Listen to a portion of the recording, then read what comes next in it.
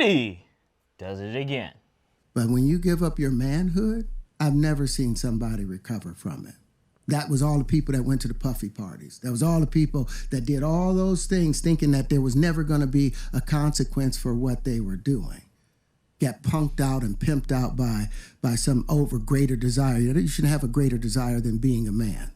So I believe that's a big problem. Just in case you guys are unaware of what Terrence Howard is talking about, number one, you should watch the whole clip. I think he definitely goes into detail about a lot of other interesting things, but he's pretty much talking about a lot of people doing quote unquote acts to get into Hollywood. And he's talking about how a lot of men have pretty much their lives end up spiraling out of control, like you see in a lot of Hollywood cases, because they end up sacrificing what really means to them in order just to get ahead. Problem with a lot of the actors out there because they get fluid, and next thing you know, once you go fluid, it's gone.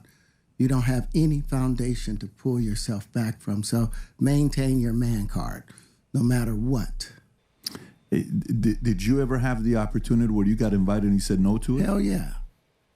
What was the consequences when you said no? Puffy invited me for weeks, asking me to come and teach him how to, wanted me to be his acting coach for a while.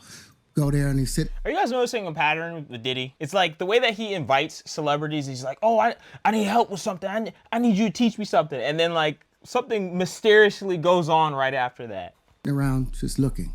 I'm like, okay, what's the material you want to work on? He's just looking at me. Then next thing you know, okay, hey, will you help me? I want to hear your music. So I come over there and I play the music. And he's sitting there just looking at me, like waiting, okay? What you doing, man? I can really imagine Diddy. You know how Diddy looks, right? Yeah, he's like this. Yeah, you know that look he gives with that slight smile. What's going on, playboy? With his veneers, just cheesing at you. This is how I could tell that people aren't lying, is because all the same stories have the same theme. He does the same thing. He gives them the same look. Bro. Like it's yeah, the dude from Stomp the Yard? No. Yeah, he is. The guy from Stomp the Yard. What's his name again? Columbus Short. Columbus Short. He had the same story. We got called. He was next to his wife. He's like, wait, what? Yeah, what did he say? He said, he said, who you with? Yeah. Nobody. It's just me. He's like, nah, I can't make it, bro. And then Terrace. I think his name's Terrace. He told a story about how Diddy tried to mentor his nephew. Yeah. And I think Diddy tried to come up on his nephew. Yeah, Diddy tried to be his uncle. Dang, bro. Yeah, Diddy's wild. He's a wild man. Bro, Diddy is the ultimate savage. I think he gets he gets a thrill out of chase.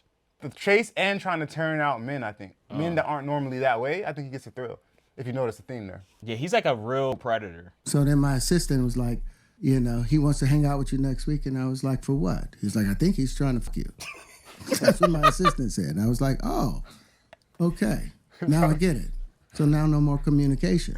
I'm sorry, that's too funny. The way that he's just so straightforward about it. You know why? Because he's quoting someone. Notice in the beginning, he's like, are you saying what I think you're saying? He's like, I'm saying what I'm saying. But whenever he's quoting his assistant, he says straight out, like, yeah, he's trying to... Yeah. I think it's funny how innocent he is. Like, he doesn't get what's going on. Like, he's like, oh, he needed help with something. Like, he thinks it's something innocent, and the whole time Diddy's like, nah, man, this ain't innocent. I mean, his spidey senses were up, though. He's like, why is this grown man just staring at me? Like, what are we doing? Like, can you imagine going to somebody's house, some grown man's house, and he just staring at you like that? You know, as soon as he mentioned it, like, my head just played the imagery. And I was like, I could see him, like, because you know Terrence Howard, like, he be rapping sometimes. No disrespect. He be talking. He be chatting. Yeah. So it's like, I can imagine him, like, sitting here trying to explain things, pulling things out, and then Diddy just like, yeah. Oh, man. It's no shade towards that community. It's just one of those things where it's like, if you know what someone's preference is, and then like you keep trying to like I was about to say do it, it's very odd. It'd probably be the same thing if it was the other way around. If it was a homosexual man, a gay man. I feel like I'm saying like I know. African American. If it was a black dude, I mean, if it was a gay man and I'm trying to make. You're trying to think of the opposite. You're trying to think if it was a straight man. Yeah, trying to get a gay man or something like that.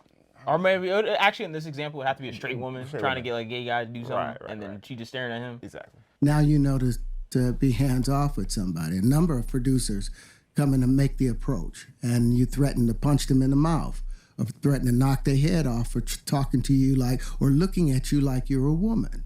You know, when you approach a real man about his masculinity, you're going to get a real reaction back. I'm really glad that a celebrity is just being honest about how they feel. What he's saying isn't a knock to anybody who's part of that community. I think it's clear. It's just obviously that he was getting hit on and he didn't want to get hit on. All right, guys. So I think the overarching theme of this entire conversation is that Terrence Howard has standards that he lives by, that that's kind of like how he operates, right? I think everybody has standards that they operate. Like, I will do this, I won't do this. Even when you're acting, they have a list of like roles that you will do and what you won't do. I know T.I. said that he'd never play like a pedo. Like, he said that's one thing he'll never do. So everybody has standards that they live by. For Terrence Howard is just saying that anytime that he feels like Hollywood tries to get him to get rid of his standards, or people like Diddy that try to get him to go against his standards, that he has an issue with. And I think that's a great part. I'm glad that he's being honest about it, because I think there's too many people who sit on these interviews and they lie all the time and they act like they're okay with things that they're not okay with. And I don't think that's good. I think that's how the whole Me Too movement even started, was the fact that you had people who went against other people's standards. Did it spin out of control? Obviously, right?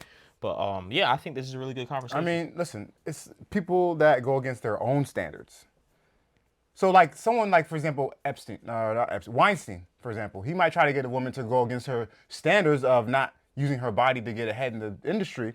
But because they want that thing so bad, they want to be famous so bad, they want that money so bad, they go against their standards and they use their body to get ahead. That's them going against her. Terrence Howard wasn't willing to do that. Neither was Cat Williams. He did the same thing. That's what broke the internet back in whatever year it came out, when he was on the bro, that was like last year. Club Shay Shay. Yeah.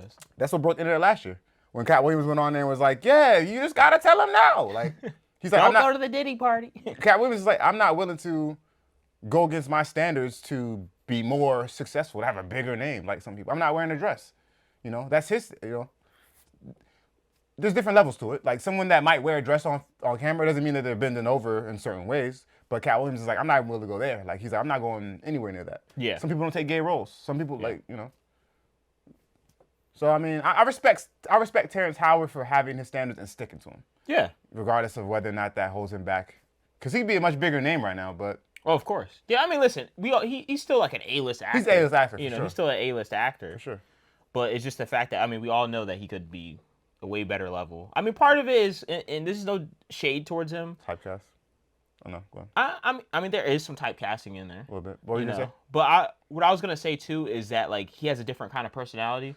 Like, some of those, some of those. When you have a strong personality, on certain sets, it's just not gonna go well. Like, I remember, like, Hustle and Flow, that he actually mentioned that, like, one of the scenes, and I'm not even saying I disagree with this. One of the scenes, they wanted him to, like, throw the girl down and, like, I think, like, smack her or something like that. And then Terrence Howard was like, no, because the character is irredeemable right after. Like, if I do this, he's irredeemable. Like, people aren't going to be able to, like, you can't root for him after he does something like that sick. And then the director was like, well, I'll just hire a stunt person, they'll do it. And then Terrence Howard said, I'll just leave the whole film. Like, I just don't want to do that.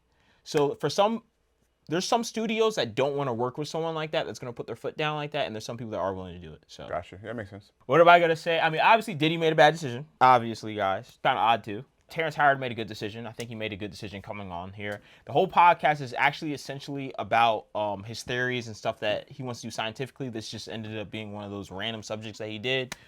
So definitely sit down and watch the whole thing. I think a lot of people can learn a lot from it, even if you disagree with him on a lot of stuff. I'm going to say, good decision, bad decision. It's interesting, because as you said, Diddy made a bad decision. I was like, well, Diddy just shot his shot. And I know I'm being funny, but I'm also kind of like, he did shoot a shot. He didn't, like, touch him or, like, press up on him like that. He just kind of stared at him like a weirdo. But, I mean, he shot a shot. So is it really a bad decision? And get free lessons. Well, I mean, you know how Diddy is. He's notorious for not paying people. So I don't know if he paid him or not. But he shot his shot. Probably not. But he shot a shot. So can I really be mad at Diddy for that? By the way, and I'm not co-signing anything else that he does. I'm just saying for this particular instance, I don't know. But anyway, that being said, I don't know. I'll just, I guess, say bad decision. But shout out to Terrence Howard for sticking to his morals or his standards. Not to say that he's right or wrong, just that's what he did.